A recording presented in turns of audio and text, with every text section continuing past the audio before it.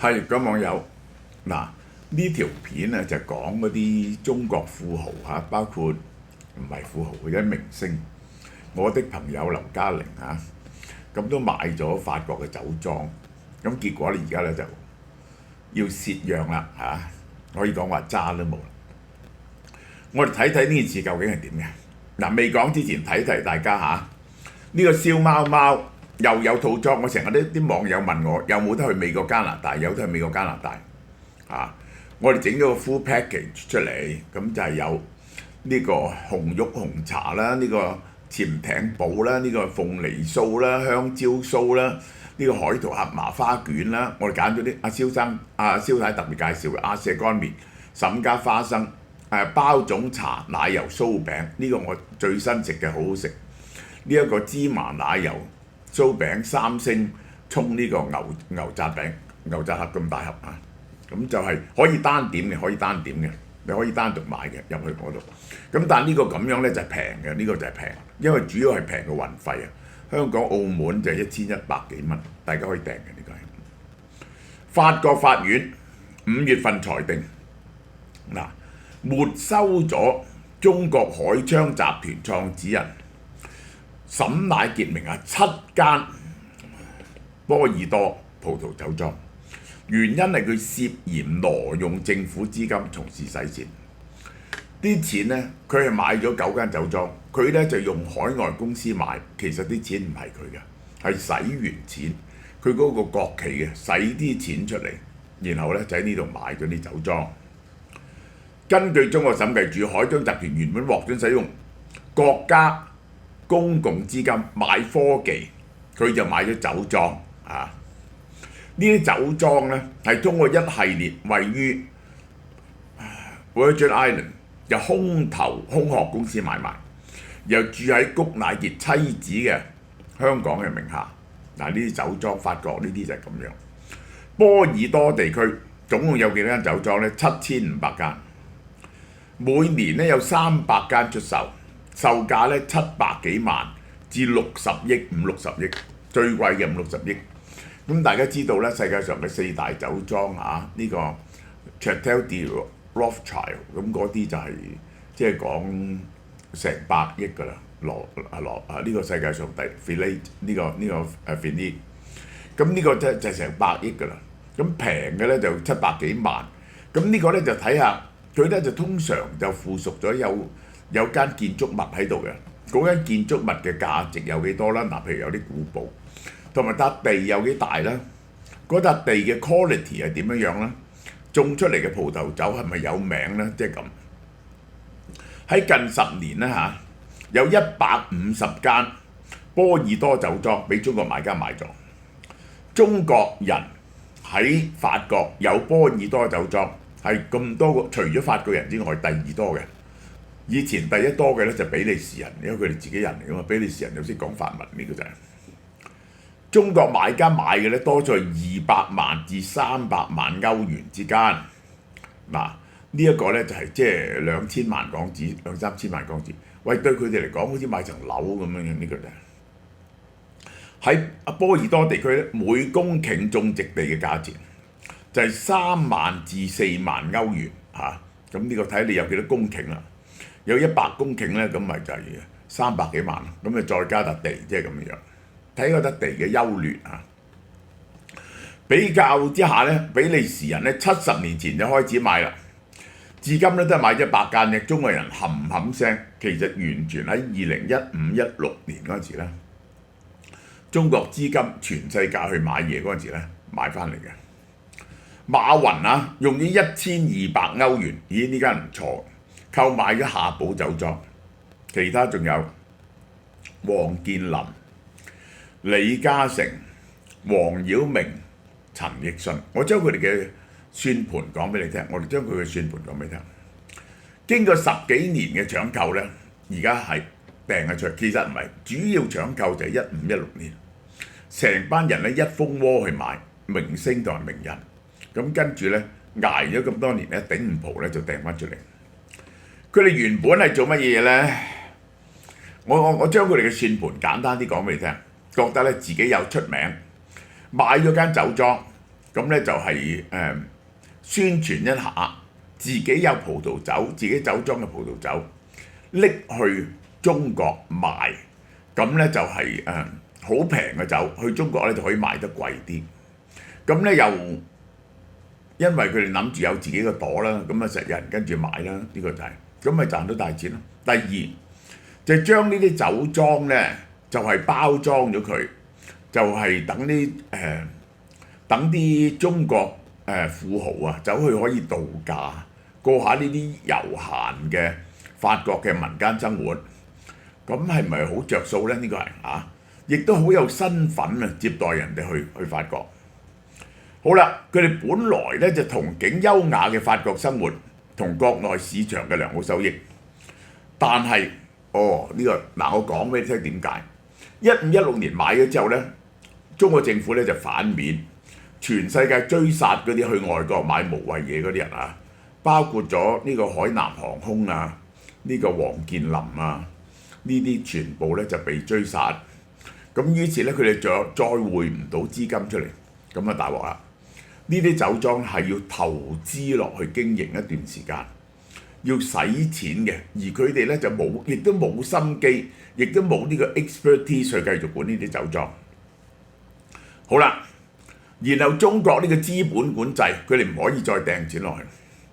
亞洲對葡萄酒嘅需求疲軟我最記得1990幾年嗰陣時香港都忽然之間好中意飲葡萄酒，忽然整咗啲紅酒會出嚟好啦，咁而呢個中國嘅熱潮咧，2010幾年之後咧就開始過咗飲葡萄酒。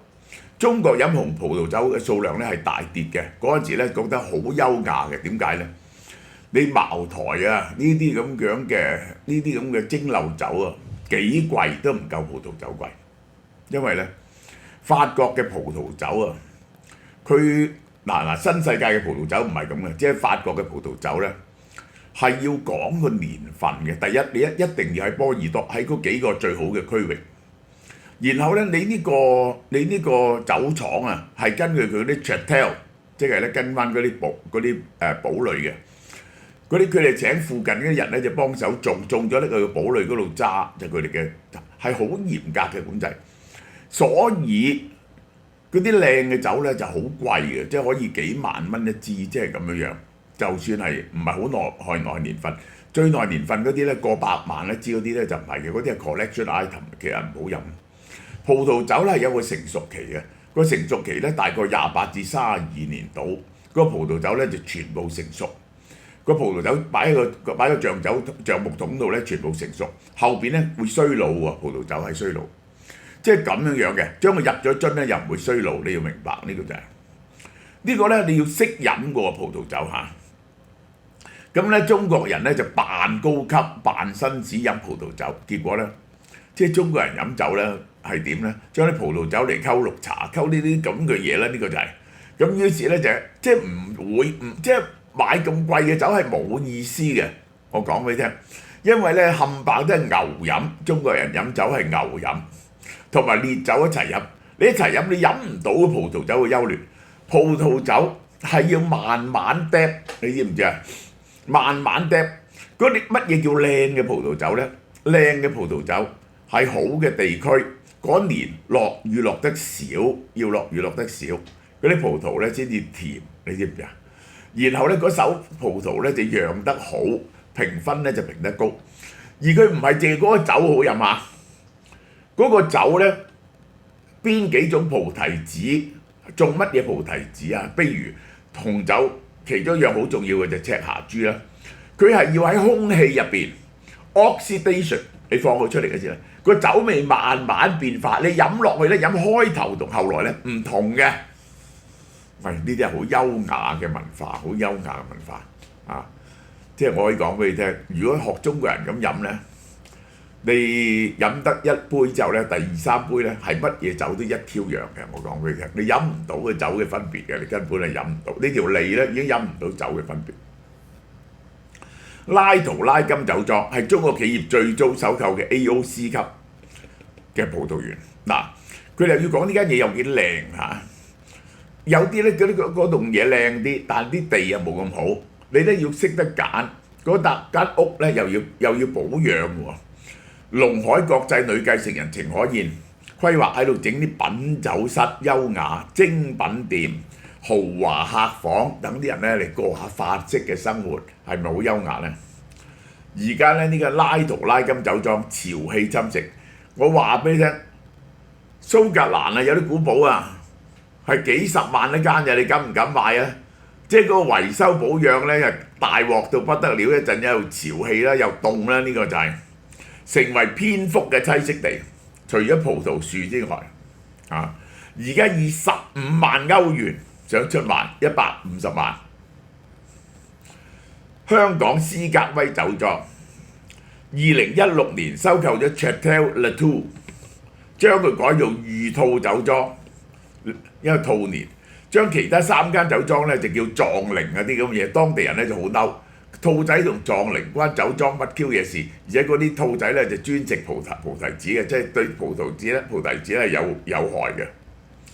已故嘅法國作家 Philippe Sola 致信前總統表達憤怒，質疑點解用帝王兔啊、壯靈啊嚟命名呢啲酒莊，結果咧賣翻出嚟。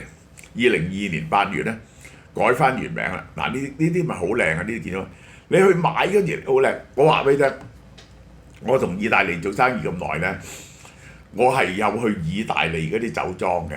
呢個就係佢哋咧就係點講啊？嗰啲意大利人咧就係會有1-2個人幫手，每年咧收啲紅酒，自己釀咗咧就自己飲嘅啫。其實就係你要 commercial 嚟經營咧，唔係咁容易啊！即係唔係咁容易嘅呢個。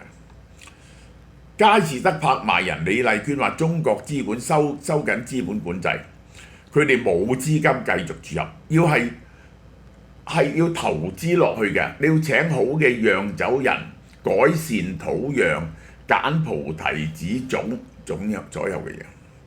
而家有50間喺度賣緊，部分業主係因為波爾多生產過剩危機而等有利時機出席。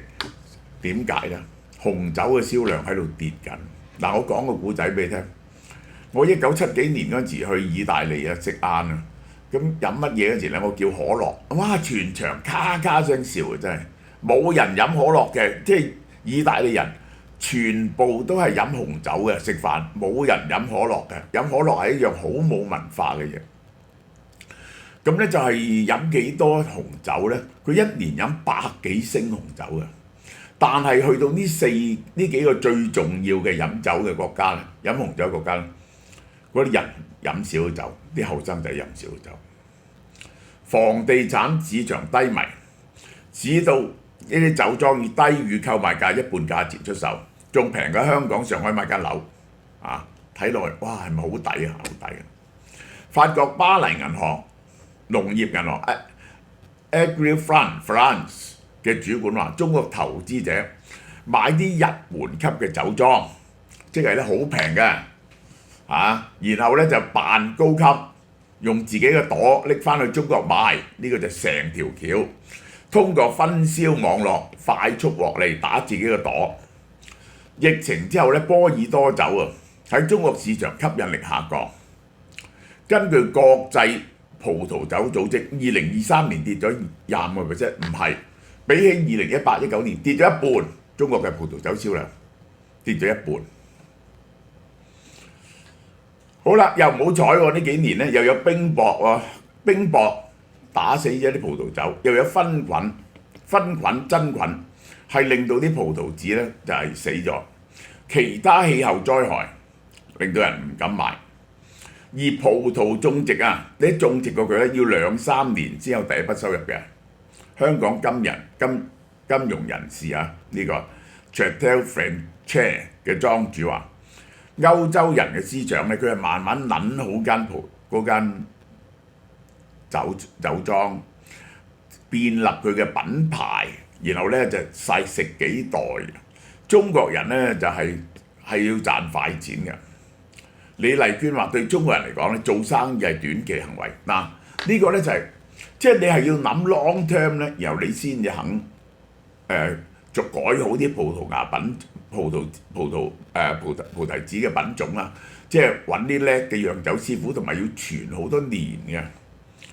中國人就唔係，就係揾快錢呢個。一個匿名嘅技術總監，佢4年啊，佢喺度做技術總監，即係見過中國老闆1次啫。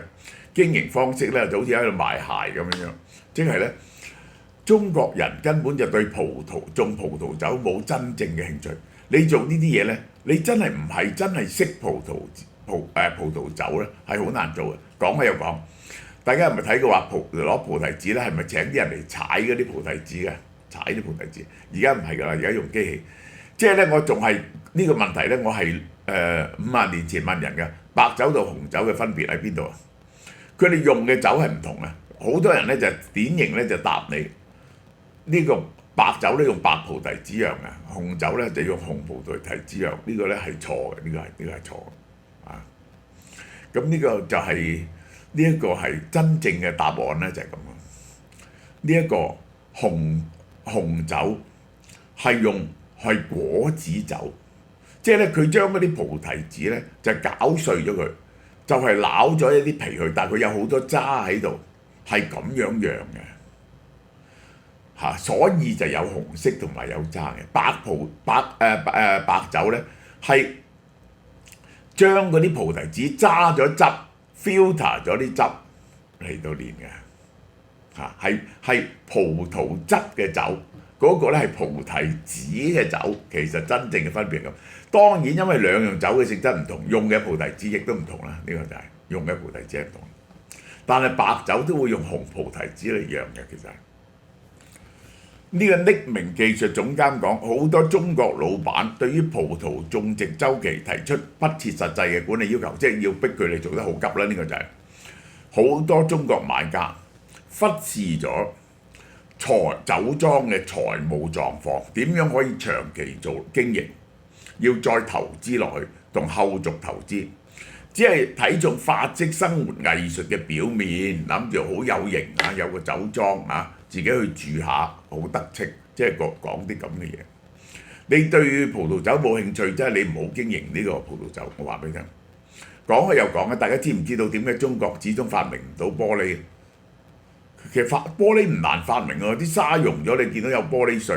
呢個其實咧就因為咧玻璃咧最大嘅作用就係嚟裝葡提酒嘅葡萄酒嘅，係隔住個玻璃樽都見到葡萄酒嘅顏色嘅。呢個係嚇真正頂級嘅波爾多酒莊。哇！呢個當然啦，唔會出售嘅。呢個羅富財啊，呢個武當啊，嗰啲點會出售嘅？嗰啲係人哋擁有咗100幾200年嘅，本地人唔會輕易放棄呢啲搖錢樹。中國買家即係買嗰啲2、3流嘅酒莊，而你就冇人哋嗰個網絡去賣出嚟。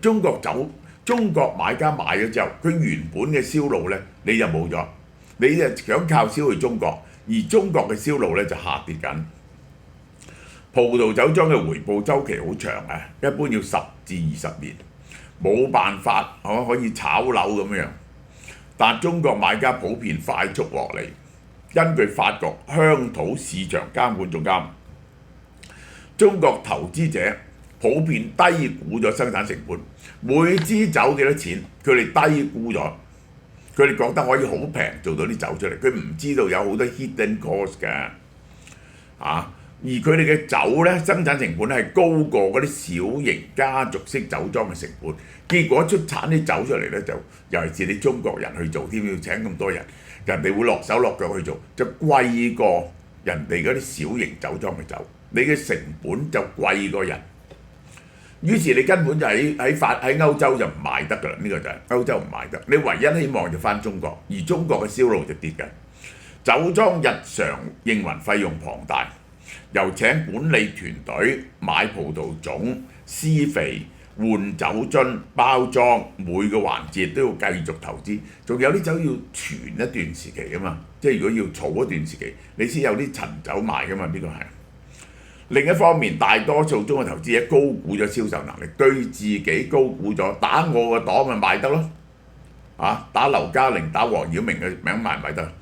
佢哋生產嘅葡萄酒喂，仲貴過直接由波爾多入口，結果佢嘅酒成本比人哋貴。中國經濟放緩之後咧，中國人結果唔係好中意飲葡萄酒，係嗰段時髦嘅熱潮過咗咋，個銷路跌咗一半，奢侈品市場受到衝擊，本來就小眾嘅葡萄酒市場更加雪上加霜，銷路係直線下滑。嗱，呢個就係中國嘅葡萄酒啊嘅產能都跌咗一半，即係以前咧早30-40年，中國咪做第一隻葡萄酒嘅，就係皇朝嘅，呢啲全部都掛得。中國對入口葡萄酒嘅需求2018年開始下降，消費量由17.6億升跌到8.8億升，跌咗一半。另外，前身考察調研唔充分，高估投資價值，買貴咗，呢個一定㗎啦。你隔山買牛，你點會買得好嘅呢？呢個花3000萬買只係值1000萬嘅酒莊，呢個就係唔揾你老襯揾邊個？而家咧佢哋啲酒莊咧低價喺度賣，呢個就係嗱，大家睇下啦，嗱呢個就係嗰啲出名嘅酒莊嘅地區嚇，呢啲香檳區 Alsace 呢一個波爾多喺呢度，即係咧法國酒就係其實咧，如果世界酒嘅比賽咧，加州酒成日都贏㗎啦，而家已經係。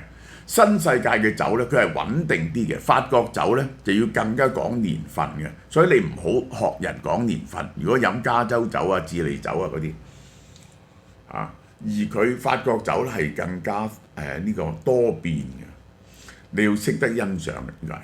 大家睇下呢個中國嘅酒入口由呢度跌到嚟呢度，哇！個價值跌得仲犀利，2.8跌到1.2，跌到1.2。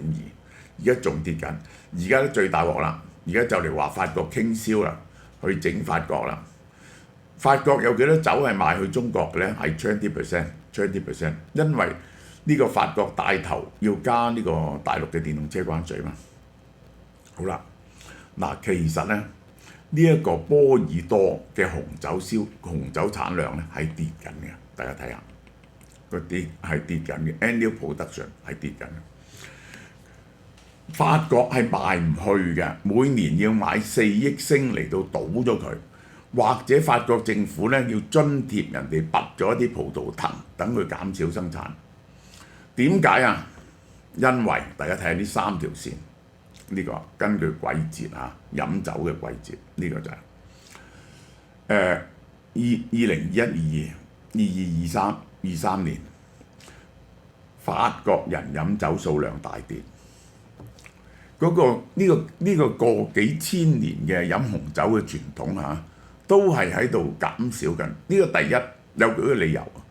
第一就係飲酒始終係唔健康嘅。有啲人話飲紅酒對心臟病有益，呢個係有一啲嘅醫學根據，但你一日只可以飲一杯嘅啫，你唔可以飲得多。而家啲人咧就 health conscious 好多。第二咧，後生仔而家咧冇乜耐性去欣賞一杯紅酒啊！佢哋更多係飲啤酒喎，咁於是法國嘅紅酒根本自己嘅4個最飲酒飲得最犀利嘅地方，西班牙、意大利、法國葡萄牙、希臘呢啲地方，自己嘅銷路都跌緊，於是你哋嗰啲紅酒莊梗係大鑊啦。好啦，嗱呢個有個好消息啊！呢個慶潘廠係韓國10大廠之一，同法德、美國有聯合廠。最犀利就係呢隻 Q10，停咗好耐，有得買啦！呢隻佢係含有 Q10嘅輔酶，斷咗1個月㗎啦，好多人係不停要買，係含有 Q10 輔酶、鋅、維他命 B1、B2C， 每日1粒就得㗎啦，有120粒喎，好抵喎！可以食4個月喎，一盒食4個月喎。佢係即係嗰個粒線體係你身體嗰個發電機嚟㗎，能夠令你嘅粒線體強咧，就可以減少 cancer， 並且增加身體嘅動力，幫助調節高氣壓。而鋅咧就增加抵抗力，促進細胞增長，改善血壓，增強體質。一盒有120粒，食4個月啦，抵到不得了。所有網友食過之後都讚好嘅。就仲有Form Bio 嘅護肝素喎，佢含有奶計嘅奶計生物素、7種維他命、2種礦物質。德國藥典記載，水飛計數就穩定肝細胞膜，增強肝嘅代謝同排毒能力，重建肝細胞，係好強嘅抗氧化物同抗炎呢個就係好重要嘅。肝咧係你身體好重要嘅一部分，而佢有時咧佢唔會出聲喎，直至佢忽然之間跪低。本來870蚊兩樣，呢隻嘢咧係1個月前賣晒，而家翻嚟啦，我哋仲特價俾大家添，598蚊一個維生素，一個護肝素，598蚊食4個月，呢個食4個月，呢個食1個月，抵到不得了。